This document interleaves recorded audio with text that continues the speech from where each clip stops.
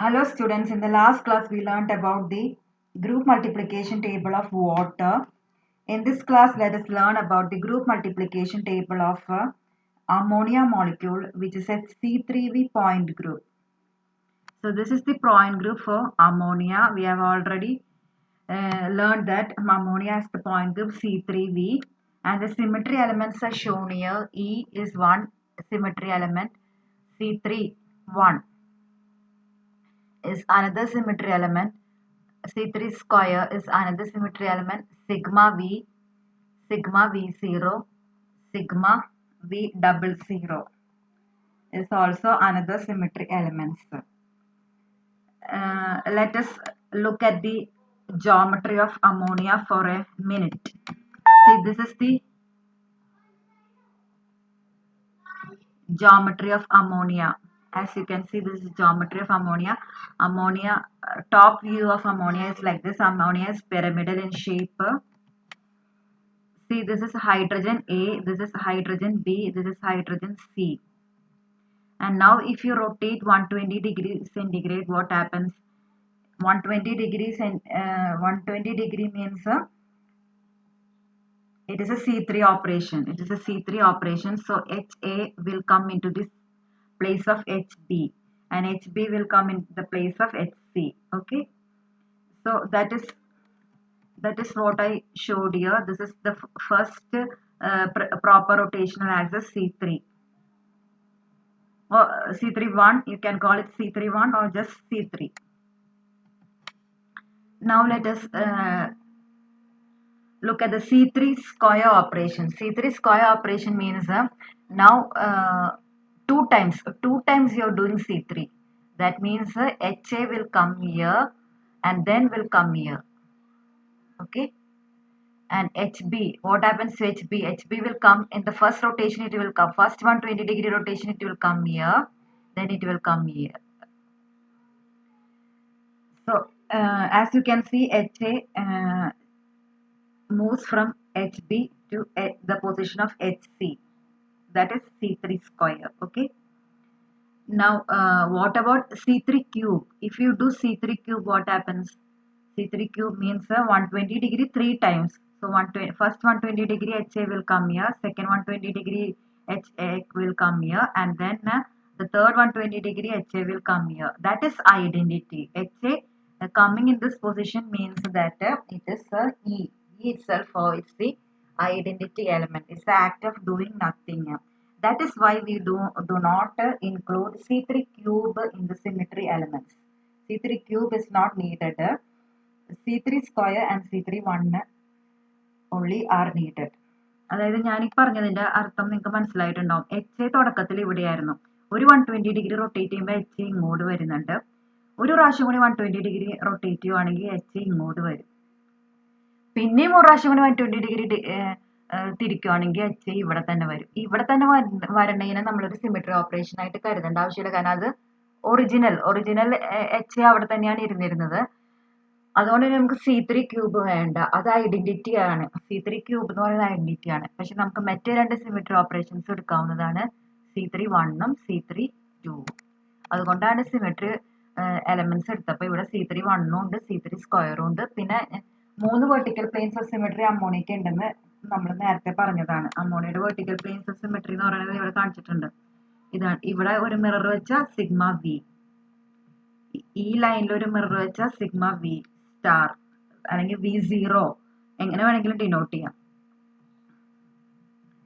ഇവിടെ ഒരു മിറർ വെച്ച സിഗ്മ വി ഡബിൾ സ്ലാഷ് അല്ലെങ്കിൽ സിഗ്മ വി ഡബിൾ സീറോ. അപ്പൊ ഇതൊക്കെ നമ്മൾ ഇവിടെ ലേബിൾ റോ ആയിട്ട് ഇട്ടിട്ടുണ്ട്. ഇതാ ഈ കോളത്തിന് എന്താ പറയാ, ലേബിൾ കോളം. ഓക്കെ, അതിട്ടു. ഇനി മൾട്ടിപ്ലൈ ചെയ്യാൻ തുടങ്ങി. ഇ ഇൻറ്റു ഇ എന്താ E. C3 1 into C3 1 C3 square അതിവിടെ എഴുതിയിട്ടുണ്ട് അല്ലേ. ബാക്കിയുള്ളത് ഞാൻ പറയേണ്ട ആവശ്യമില്ല, നിങ്ങൾക്ക് അറിയാവുന്നതാണ്. ഈ first row will be identical to the label row എന്നാണ്. First column also will be identical to the label column എന്നാണ്. പിന്നെ ഒരു പാറ്റേൺ ഉണ്ടെന്ന് ഞാൻ പറഞ്ഞു. ഈ ഇവിടെ ഈ റോയിൽ ഈ ഇവിടെയാണെങ്കിൽ അടുത്ത റോയിൽ ഇവിടെയാണ്, മൂന്നാമത്തെ റോയിൽ ഇവിടെയാണ്, പിന്നത്തെ റോയിൽ ഇവിടെയാണ്. അങ്ങനെ ഒരു പാറ്റേൺ ഉണ്ട്. ആ പാറ്റേണിനെ നമ്മൾ റീഅറേഞ്ച്മെന്റ് തിയറം എന്നൊക്കെ വിളിച്ചായിരുന്നു. ഓക്കെ, ഇനി നമുക്കറിയാവുന്നതാണ് ഒരു സിമെട്രി എലമെന്റ് ഒരു സ്ഥലത്തും ആവർത്തിക്കണില്ല, എല്ലാം ഡിഫറെന്റ് ആണ്. പിന്നെ ഒരു റോയോ ഒരു കോളമോ ഒരിക്കലും ഐഡന്റിക്കൽ ആയിട്ട് വരുന്നില്ല. ഒരേപോലത്തെ ഒരു റോയും ഒരു കോളവും ഈ മൾട്ടിപ്ലിക്കേഷൻ വാല്യൂസിന്റെ ഉള്ളിൽ വരുന്നില്ല. അതൊക്കെ അമ്മോണിയയും പാലിച്ചിട്ടുണ്ട്. ഇതാണ് അമ്മോണിയയുടെ മൾട്ടിപ്ലിക്കേഷൻ ഗ്രൂപ്പ് മൾട്ടിപ്ലിക്കേഷൻ ടേബിൾ എന്ന് പറയുന്നത്. ഓരോ സ്ഥലത്തും നോക്കിയാൽ C3 square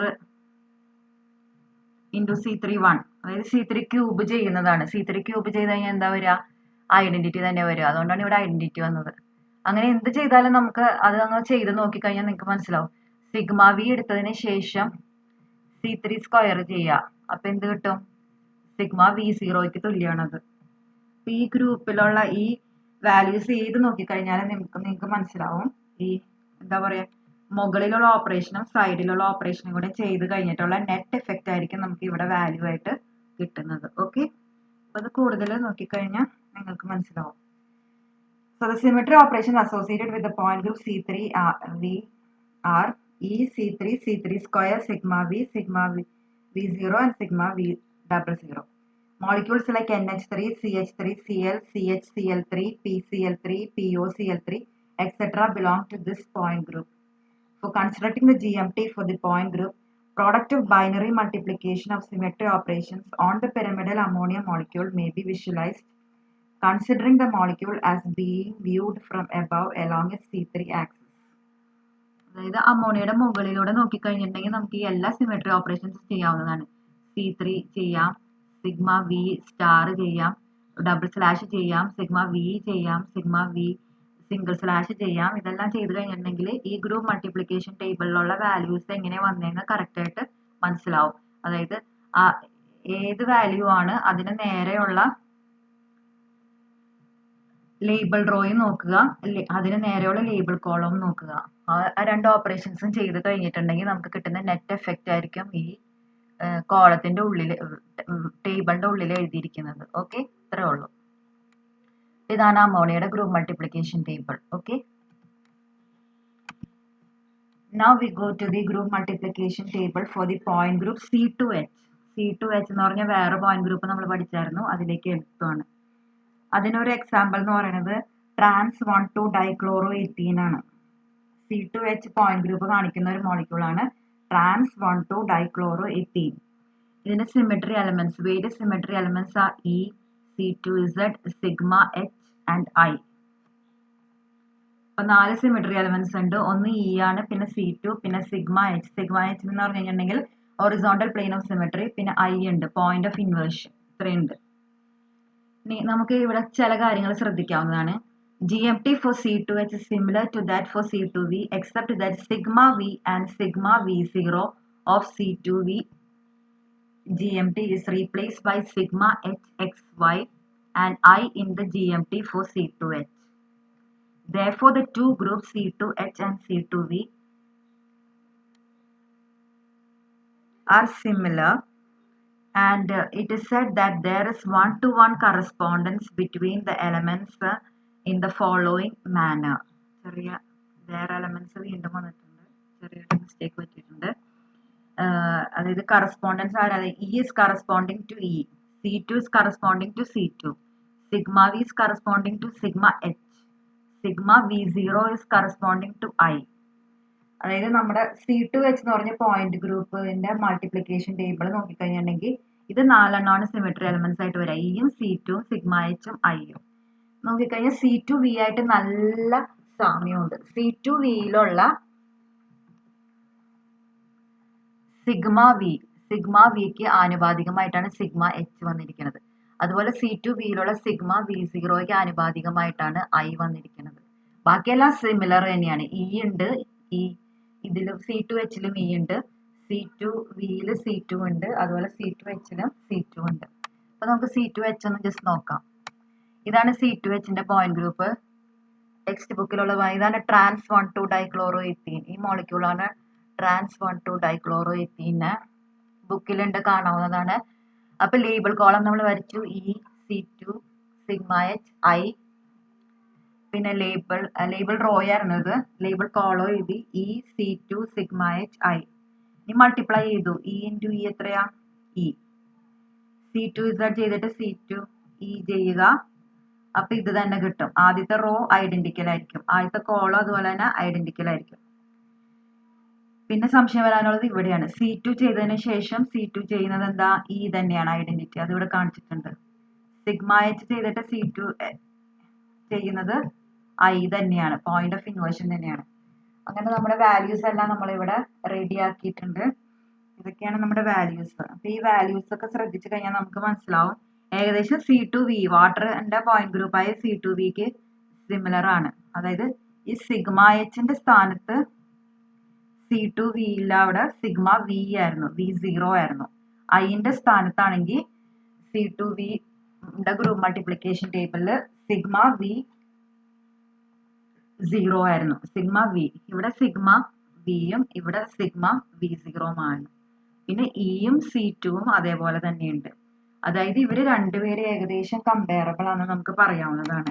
okay, it can be seen that the C2 GMT for the C2H group is similar to that of C2V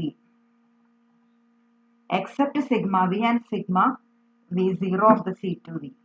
GMT are replaced respectively with sigma H and I in the C2H group multiplication table. So such groups C2V and C2H are said to constitute a pair of isomorphic groups. അപ്പൊ ഇങ്ങനെ ഏകദേശം similar ആയിട്ടുള്ള group multiplication table കാണിക്കുന്ന point ഗ്രൂപ്പ്സിനെ നമ്മൾ isomorphic groups എന്നാണ് വിളിക്കുക. അപ്പൊ പുതിയൊരു പേരാണ് പഠിച്ചിരിക്കുന്നത്, ഐസോമോർഫിക് ഗ്രൂപ്പ്സ്. എന്താണ് ഐസോമോർഫിക്സ് എന്ന് നോക്കാം. Two groups are said to be isomorphic if they have the same order and structures as well as a one-to-one correspondence between the elements in all respects so that they possess similar multiplication tables. C2H and C2V are said to constitute a pair of isomorphic groups. അതായത് ഒരേപോലെ തന്നെ point ഗ്രൂപ്പ്സും symmetry എലമെന്റ്സും വരുന്നവരെയാണ് നമ്മൾ വിളിക്കുന്നത് one two one correspondence. രണ്ടുപേരുടെയും elements തമ്മിലുണ്ടെങ്കിൽ നമ്മൾ അങ്ങനത്തെ point ഗ്രൂപ്പ്സിനെ isomorphic groups എന്ന് വിളിക്കും. ഇവിടെ ഐസോമോർഫിക് ഗ്രൂപ്പ്സിന് എക്സാമ്പിൾ ആയിട്ടുള്ളത് C2H, ട്രാൻസ് 1,2 ഡൈക്ലോറോഇഥീൻ കാണിക്കുന്ന C2H ഉം വാട്ടർ കാണിക്കുന്ന C2V ആണ് ഐസോമോർഫിക് ആയിട്ടുള്ള ഗ്രൂപ്പ്സ്.